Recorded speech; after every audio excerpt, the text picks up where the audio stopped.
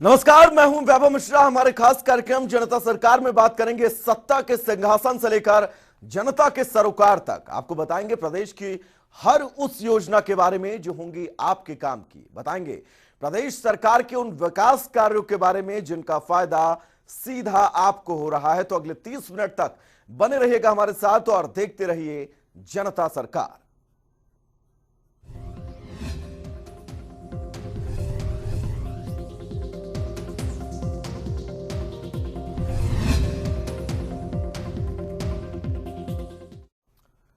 प्रदेश के मुखिया मनोहर लाल ने चंडीगढ़ में प्रेस कॉन्फ्रेंस कर कई मुद्दों पर अपनी प्रतिक्रिया दी। उन्होंने संसदीय मानसून सेशन में विपक्ष के हंगामे को लेकर कांग्रेस पर पलटवार किया और कांग्रेस विदेशों में भारत की छवि खराब करने में जुटी है, ये बात भी कही।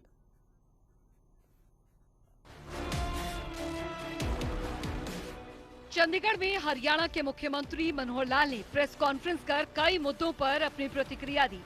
इस दौरान उन्होंने प्रदेशवासियों को ईद की बधाई और शुभकामनाएं देते हुए कहा कि संसदीय मानसून सत्र में चल रही विपक्षी गतिविधियां चिंता पैदा करने वाली हैं। इस बार मानसून सत्र में किसानों, युवाओं, महिलाओं समेत कई वर्गों के लिए चर्चा होनी है, लेकिन कांग्रेस का हमेशा टारगेट रहा है कि कुछ चीजें अच्छी हो तो उससे पहले किसी न किसी मुद्दे पर विरोध करना शुरू कर देते हैं।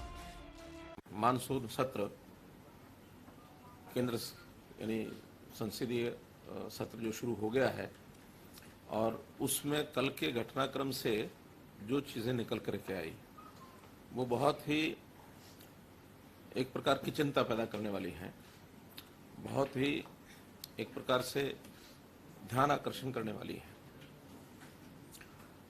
इस बार के मानसून सत्र में आखिर संकेत पहले मिलते हैं कि किन किन बातों को लेकर के चीज़ें आगे बढ़ेंगी। तो ऐसा माना जा रहा है कि इस बार किसानों के लिए, युवाओं के लिए, महिलाओं के लिए, पिछड़े वर्ग के लिए कुछ योजनाओं पर चर्चा जरूर लोकसभा के सेशन में होनी थी, होनी भी है अभी, और उसमें कई प्रकार की बातें उनके अधिकार क्षेत्र को बढ़ाने के लिए आने वाली है, ऐसा जो पहले से इंगित है। लेकिन विरोधी पक्ष कांग्रेस का एक हमेशा एक टारगेट रहा है कि कभी भी देश में कोई अच्छी बात होने की संभावना हो तो उससे पहले कुछ ताकतों के साथ मिल करके उन चीजों को कैसे डिरेल करना है, प्रारंभ में ही उसके ऊपर कोई ना कोई प्रश्न चिन्ह खड़ा कर दिया जाए। वहीं उन्होंने कहा कि कांग्रेस ने पेगासस के मामले को उठाया है और कांग्रेस को लगता है कि सभी ऐसा करते हैं। कांग्रेस में अपने ही नेताओं की फोन टैपिंग करवाई जाती रही है। कांग्रेस के राज में 9000 फोन टैपिंग के मामले रहे हैं। कंपनी है पेगासस, जिसकी मदर कंपनी एनएसओ है, उनके माध्यम से जो जासूसी और फोन टैपिंग की बात चलाई गई है, वास्तव में तो कांग्रेस का एक चरित्र रहा है कि जैसे वो खुद हैं ऐसा ही वो सबके ऊपर लांछन लगाने की बातें करते हैं, क्योंकि उनका इतिहास भरा पड़ा है। जब अपने यूपीए के कार्यकाल में ये सब वो करते रहे, न केवल विपक्षी दल के लोगों के साथ, बल्कि उनका तो अपना घर भी इन चीज़ों से भरा हुआ है कि अपने ही लोगों की फोन टेपिंग, अपने ही लोगों की जासूसी, ये सब वो कराते रहे हैं। उनको लगता है कि शायद सभी ऐसा करते होंगे, जबकि हमारी सरकार का किसी प्रकार का दूर दूर तक इसके साथ कोई लेना देना नहीं है। 9000 लोगों की ऐसी एक लिस्ट है जो यूपीए के समय जिन लोगों की फोन टेपिंग होती रही, 9000। इसके साथ ही सीएम मनोहर लाल ने कहा कि मोदी सरकार के खिलाफ 7 साल में विपक्ष को कुछ नहीं मिला। देश में आज जनता हित और राष्ट्रवादी हित की सरकार चल रही है और विपक्ष बार बार विदेशी सहायता लेकर षड्यंत्र रचता है। साथ ही उन्होंने कहा कि हमें फोन टैपिंग की कोई आवश्यकता ही नहीं है, क्योंकि ये लोग जनता में जो बोल देते हैं वो ही इतना हास्यास्पद होता है कि उसका इनको खामियाजा भुगतना पड़ता है। जब इनको लगता है कि आज हमें और कुछ नहीं मिल रहा, क्योंकि इस समय नरेंद्र मोदी जी का जिस प्रकार का पिछले 7 साल से 8 साल से कार्यकाल जो अब पूरा हो रहा है, इसमें इनको कुछ नहीं मिला है। जनता हित की, राष्ट्रवादी विचारधारा की एक सरकार चल रही है, और इसमें खास करके वो भी जब षड्यंत्र रचते तो विदेशी सहायता लेकर रचते हैं। हमको क्या जरूरत है इनके फोन टेपिंग करने की, क्योंकि तो बिना फोन टेपिंग ही जनता में जो बोल देते हैं वही इतना हास्यास्पद होता है कि उसी का जो इनको खामियाजा भुगतना पड़ता है। तो हमको इनके अंदर की बातें ज्यादा निकालने की जरूरत होती नहीं है, ये बहुत कुछ वैसे ही बोल जाते हैं। वहीं उन्होंने कांग्रेस पर सीधा आरोप लगाते हुए कहा कि कांग्रेस हमारे देश की छवि विदेशों में खराब कर रही है, जिसकी मैं निंदा करता हूं। कांग्रेस के ऊपर मेरा सीधा आरोप है, कोई ऐसी बात हमारे खिलाफ कहें, नरेंद्र मोदी जी के खिलाफ कहें या केंद्र सरकार के खिलाफ कहें, जिसका कम से कम देश की जो हमारी संप्रभुता है, देश का जो हमारा मान सम्मान है, उसका तो ध्यान रखें। कोई अपने देश के अंदर की कोई बातें कह करके अगर कोई आलोचना होती है तो हम सहन भी करते हैं, कोई दिक्कत नहीं है। लेकिन जिन बातों को लेकर के हमारे देश की इमेज विदेशों में घटती है, ऐसी चीजों से इनको सावधान रहना चाहिए। इस प्रकार के खेल ना खेलें, वरना देश का अहित होगा। हमारे बारे में विश्वसनीयता ये घटेगी। आज देश दुनिया में किसी एक लेवल पर पहुंचा है, वो मोदी जी की नीतियों के कारण से, एनडीए की नीतियों के कारण से हम लोग कहीं पहुंचे हैं। लेकिन उसको धरातल पर न उतरने देने के लिए, उसको बदनाम करने के लिए जिस प्रकार की कहानियां ये बनाते हैं, तो इन कहानियों को जैसा ये कर रहे हैं, इसकी मैं निंदा करता हूं। वहीं सीएम मनोहर लाल ने कहा कि लोकसभा में जब से ये मुद्दा उठा है, मैंने इसकी हर बारीकियों को समझा है और उसके आधार पर ही कांग्रेस पर आरोप लगा रहा हूं। जनता टीवी के लिए चंडीगढ़ से पवन सिवर की रिपोर्ट।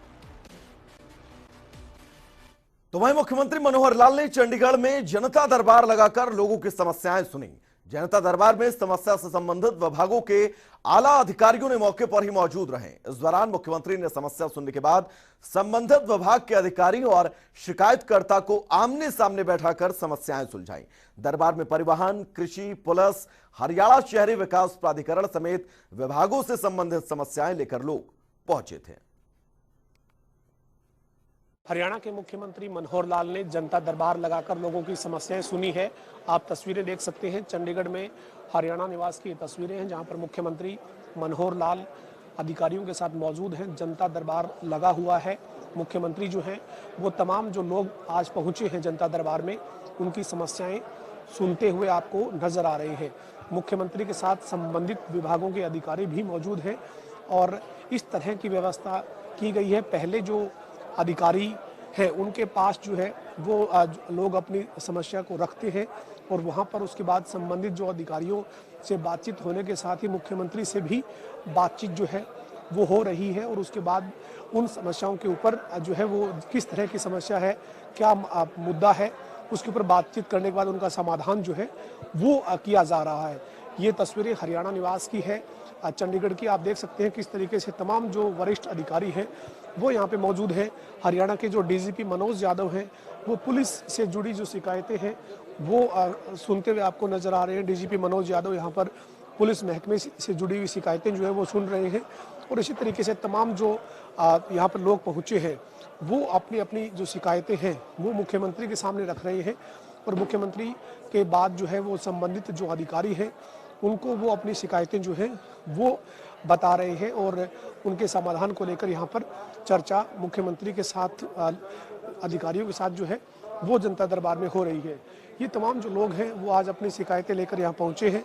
मुख्यमंत्री जो है वो इन शिकायतों पे सुनवाई करते हुए जो समाधान जो है उसकी जिम्मेदारी अधिकारियों को दे रहे हैं कि जिस तरह की समस्याएं हैं उस समस्या का समाधान जो है वो करवाए और अधिकारियों को जरूरी दिशा निर्देश शिकायतों से संबंधित मुख्यमंत्री यहाँ पर देते हुए नजर आ रहे हैं।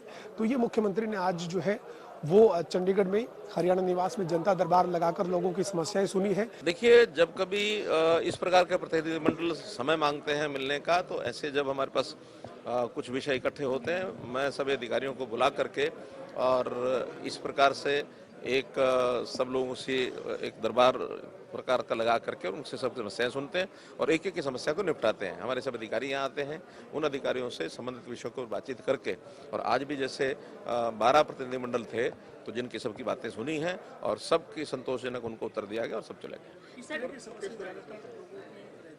अपने अपने ट्रेड की सब समस्याएं होती हैं, सब यूनियंस होती हैं। जैसे आज एक रोडवेज यूनियन थी, एक VLDA की यूनियन थी, एक फुटवेयर पार्क वाले वो लोग यूनियन बना करके आए थे, तो उनकी अपने अपने ट्रेड की समस्याएं होती हैं। अब जैसे आज एक प्रतिनिधिमंडल आया कि उनको टिकरी बॉर्डर का जो रास्ता है वो खुलवाना है, तो उस नाते से दिल्ली पुलिस से बातचीत करके उनका कोई ना कोई समस्या का हल निकाला जाएगा। अलग अलग सब बात हुई है दिल्ली पुलिस से कोई या करेंगे? नहीं करेंगे। नहीं, आज व्यक्तिगत कोई किसी का नहीं था, आज सब सामूहिक मतलब। आप जब भी प्रेस कॉन्फ्रेंस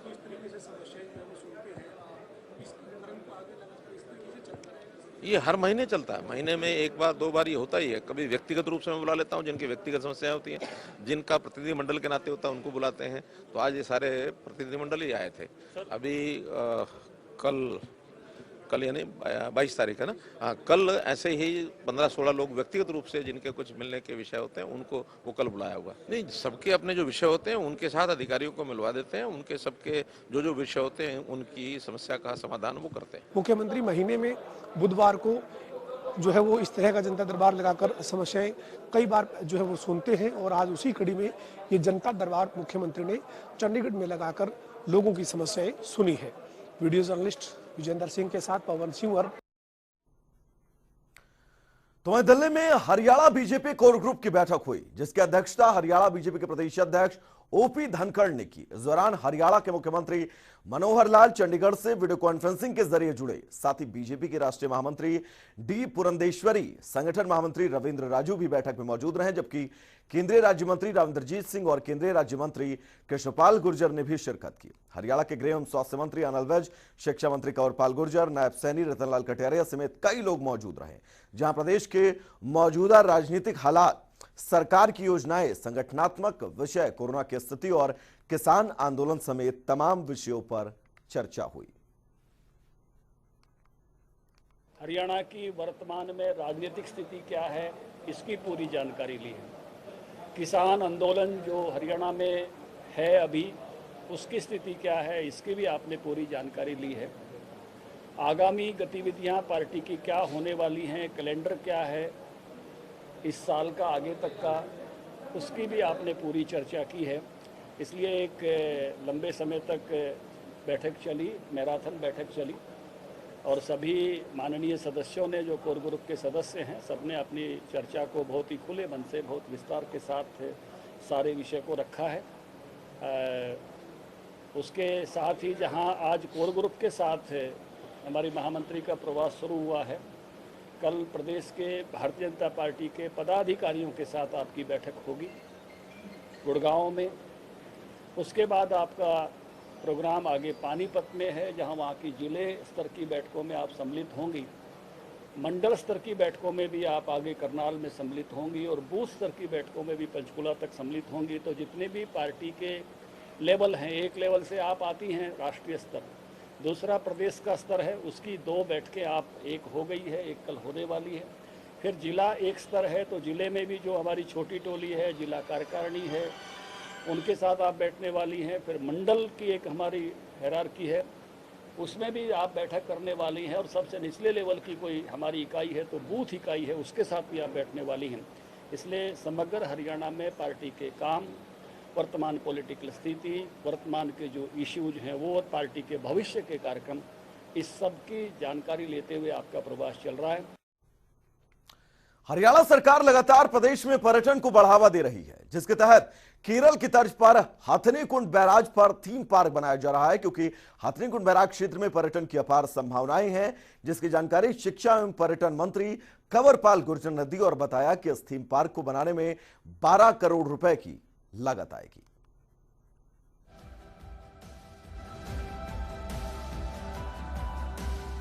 हरियाणा सरकार हथनीकुंड बैराज पर पर्यटन को बढ़ावा देने के लिए 12 करोड़ रुपए की लागत से केरल की तर्ज पर थीम पार्क बना रही है। पार्क का निर्माण कार्य तेजी से किया जा रहा है। थीम पार्क का निर्माण कार्य पूरा करने का लक्ष्य जून 2022 रखा गया, जिसकी जानकारी शिक्षा एवं पर्यटन मंत्री कंवरपाल ने दी। उन्होंने बताया कि हथनीकुंड बैराज क्षेत्र में पर्यटन की अपार संभावनाएं हैं। वो कुछ दिन पहले केरल के दौरे पर गए थे। वहां उन्होंने पर्यटन को बढ़ावा देने के लिए किए जा रहे कार्यों का निरीक्षण किया। उन्होंने बताया कि केरल की तरह जगाधरी विधानसभा क्षेत्र के हरियाणा सीमा पर स्थित हथनीकुंड बैराज क्षेत्र में पर्यटन को बढ़ावा देने के लिए अपार संभावनाएं हैं। पर्यटन को बढ़ावा देने के लिए हथनीकुंड बैराज पर 23 एकड़ भूमि पर केरल की तर्ज पर थीम पार्क बनाया जा रहा है, जिसका निर्माण कार्य तेजी से किया जा रहा है। पार्क में एक आर्टिफिशियल लेक बनेगी, बच्चों के लिए खेलने का स्थान होगा। थीम पार्क में एक नक्षत्र केंद्र भी बनेगा। मनोरंजन के लिए भूल भुलैया होगी। खाने पीने के लिए रेस्टोरेंट भी होगा। घूमने के लिए उचित लोकेशन होगी। झूले और सेल्फी स्थान की सुविधा होगी। इसके साथ ही कई आकर्षक आधुनिक सुविधाएं उपलब्ध करवाई जाएंगी। इस थीम पार्क को बनाने का मकसद हथनीकुंड बैराज पर पर्यटकों की संख्या बढ़ाने और पर्यटकों को प्रकृति से रूबरू करवाना है, जिससे से ज्यादा पर्यटक यहां पहुंच सके। इसके साथ ही पर्यटन विभाग की कोशिश है कि जो विदेशी पर्यटक घूमने के लिए भारत आते हैं, उनके लिए टूरिस्ट पैकेज दिया जाए। विदेशी पर्यटकों के आने से इलाके को अंतर्राष्ट्रीय ख्याति मिलेगी और पर्यटन बढ़ने से रोजगार के साधन बढ़ेंगे। इस थीम पार्क में प्रदेश के नागरिकों समेत साथ लगते उत्तराखंड, यूपी, हिमाचल समेत कई राज्यों के भारी संख्या में लोग पहुंचकर आनंद उठा सकेंगे। इस पार्क के बनने से यहां एक टूरिस्ट हब बनेगा। हथनीकुंड बैराज की अपनी एक खासियत है कि यहां से हरियाणा, उत्तर प्रदेश, राजस्थान और दिल्ली को समझौते के मुताबिक पानी की सप्लाई दी जाती है। इसीलिए दृश्य देखने के लिए काफी संख्या में यहां पर पर्यटक आते हैं। ब्यूरो रिपोर्ट, जनता टीवी। चलिए आगे बढ़ेंगे, जहां पर हरियाणा के सहकारिता मंत्री डॉक्टर बनवारी लाल ने रेवाड़ी के जलभराव वाले गांवों का दौरा किया। दरअसल रेवाड़ी के कई गांवों में बरसात के पानी से जलभराव जैसी समस्याएं हैं, जिसके चलते डॉक्टर बनवारी लाल ने अधिकारियों को निर्देश दिए हैं कि जल्द से जल्द समस्या का समाधान करें, ताकि गांववासियों को जलभराव से राहत मिले। वहीं दूसरी तरफ दिल्ली एनसीआर की सीमाओं पर चल रहे आंदोलन को लेकर सहकारिता मंत्री डॉक्टर बनवारी लाल ने राजनीति से प्रेरित बताया है। देखो, जिस तरह से पिछले 2 दिन से काफ़ी भारी बारिश हल्के में हुई है और उसकी वजह से काफ़ी जल भराव हुआ है, तो उसी को देखने के लिए हम आए थे कि लोग कह रहे थे गांव में लोगों के मकान धंस गए, खेती बर्बाद हो गई, काफ़ी भराव हो गया। तो उसी सिचुएशन को हम ज़मीन पर देखने के लिए आज आए थे और ये देखा है कि वास्तव में पानी काफ़ी भरा है। लेकिन अधिकारियों को हमने दिशा निर्देश दिए हैं कि जिस तरह से सरकार की पॉलिसी माननीय मनोहर लाल जी बार बार कहते हैं कि भी वाटर रिचार्जिंग करें, तो उसके लिए भी सरकार की पॉलिसी है और गाँव वालों से एक उचित जो जगह अधिकारी लोग बता देंगे, उसमें उस पानी को इकट्ठा करके हम रिचार्ज वेल भी बनाएंगे और इंजेक्शन वेल भी करेंगे और ये जो पानी है इसको हम सदुपयोग करेंगे, इसका बर्बादी ना हो। तो एक तो ये था, और दूसरा अधिकारियों को ये भी दिशा निर्देश दिए हैं कि जिस तरह से अभी ये जल भराव की वजह से जो भी किसी का नुकसान हुआ है, चाहे मकान का, चाहे ट्यूबवेल धंस गए हैं या कोई नुकसान हुआ है फसल का, वो सब ये उसकी वो करेंगे, गिरदावरी करेंगे या उसका मतलब जांच करेंगे। जो भी जितना नुकसान है वो सरकार को रिपोर्ट बना के भेजें, ताकि जो भी उचित मदद हो वो करवा सकें। देखो, इन लोगों ने ये तो आपने पहले भी सुना होगा कि इन्होंने कहा भी चुनाव लड़ेंगे, तो राजनीतिक महत्वाकांक्षा तो है ही, और यही कारण है कि जो आपस में जो फूट पड़ रही है, किसान के लिए ना लड़कर ये अपना स्वार्थ के लिए लड़ रहे हैं, ये आपके सामने आ गई है। देखो, जो भी किसानों के बारे में अगर कोई चिंता है, कोई बात कहनी है, तो संसद उसके लिए उचित स्थान है। बाहर इस तरह सड़क जाम करना और घेराव करना ये तो गलत है, इसमें नहीं करना चाहिए। अगर कुछ बात करनी है तो आपको संसद में करनी चाहिए, ना कि बाहर संसद को घेराव करना।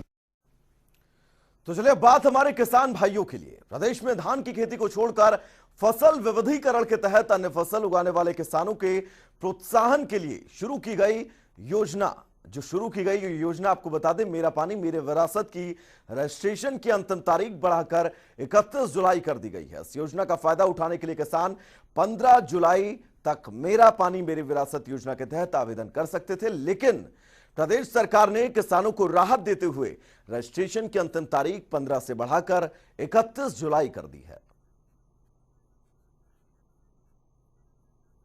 तारीख बढ़ाने से इसका बहुत बड़ा माननीय मुख्यमंत्री जी का और हमारी सरकार का बहुत बहुत धन्यवाद है इस बात पे कि किसानों को की मांग को मद्देनजर रखते हुए ये 31 तारीख तक इसको बढ़ा दिया गया है। इसमें जो किसान भाई मेरे पानी मेरी विरासत में अपना डॉक्यूमेंट्स पोर्टल पे अपलोड कराने से वंचित रह गए थे, उनको भी एक उचित समय मिल जाएगा।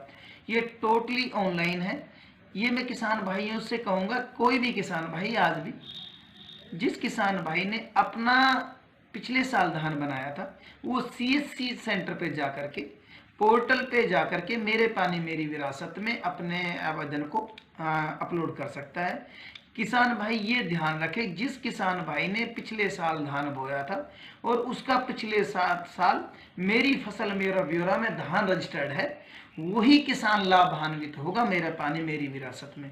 इसके साथ साथ इस साल जो बागवानी की काश्त करेगा उसमें हमने भावांतर भरपाई पोर्टल को भी साथ साथ जोड़ा है। तो जो कि हमारी भावांतर भरपाई में इस साल 21 फसलें जोड़ दी गई हैं, जिनमें 14 सब्जियां हैं, 5 फलदार पौधों की खेती है और 2 मसालेदार फसलों की खेती है। टोटल 21 है, उनको भी हमने इसमें शामिल किया है। तो मेरा पानी मेरी विरासत को लेकर सरकार की तरफ से राहत दी गई है। रजिस्ट्रेशन की तारीख को आगे बढ़ाया गया है ताकि जो किसान रजिस्ट्रेशन नहीं करवा पाए हैं वो आसानी से अपना रजिस्ट्रेशन करवा सके और इस योजना का फायदा प्रदेश का हर किसान ले सके, और जिसके चलते मेरा पानी मेरी विरासत में रजिस्ट्रेशन की तारीख को अब सरकार की तरफ से आगे बढ़ा दिया गया है।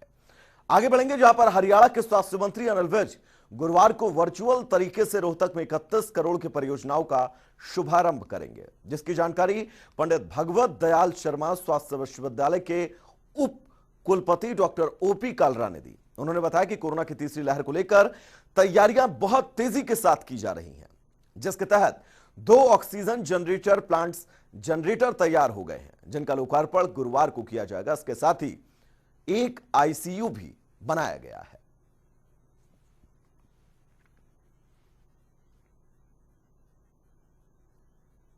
हमारे